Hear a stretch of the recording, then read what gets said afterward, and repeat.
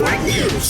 Sinubukan pang dalhin sa pinakamalapit na pagamutan bagamat binawian na ng buhay ang isang lalaking senior citizen matapos bumangga ang minamanehong motorsiklo sa kasalubong na truck partikular sa barangay Kabadyangan sa bayan ng Kadingilan dito sa probinsya ng Bukidnon. Ang biktima ay kinilalang si alias Pupoy, 60 taong gulang na nagmamaneho ng isang Honda CRF 150 na single motor. Ayon sa report, binabaybay ng naturang motorista ang kahabaan ng daan patungong north na direksyon ng pagdating sa palikong bahagi ng kalsada na overshoot ang motor sa kabilang lane rason ng pagbangga nito sa nakasalubong na utility vehicle cargo truck na minamaneho ni alias Janjan, 35 taong gulang. Sa lakas ng impact, nagtamo ng matinding injury sa ulo ang driver ng motorsiklo na naging dahilan ng kanyang pagkamatay. Matapos ang aksidente, dinala naman sa Kadingilan Municipal Police Station ang driver ng truck na posibleng mahaharap sa kasong reckless imprudence resulting to homicide. Kasama mo sa RMN DXMB Malaybalay at ng 95.3 IFM News Bukidnon, Matik, Radjuman Mark, Mikabalo.